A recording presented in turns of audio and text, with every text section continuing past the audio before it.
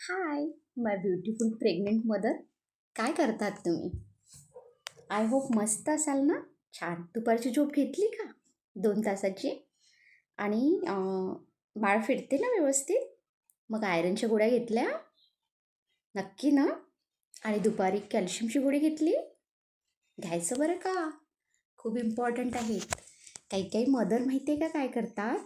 आयरनची गोळी आणि कॅल्शियमची गोळी खात नाही, पॅकेटमधून काढून फ्लश करतात किंवा बाहेर फेकतात. कारण त्यांना माहीत आहे की कोणी आरोग्य सेविका किंवा आशा वर्कर किंवा घरी हस्बंड किंवा रिलेटिव्स वगैरे आपल्याला विचारतील की गोळीचं काय केलं.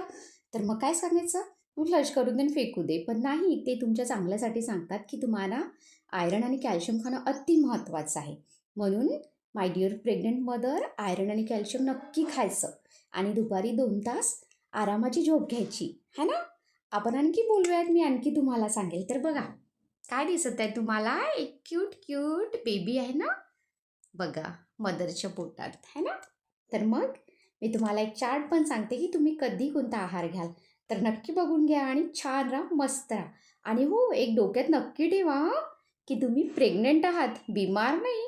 थोडंफार कमी जास्त होत असते, हे की नाही. थोडं डोकं दुखेल, थोडं मळमळ वाटेल, थोडी उलटी होईल, थोडं कधी थोडं ॲब्डॉमिनल पेन होऊ शकते, थोडं पाय दुखेल.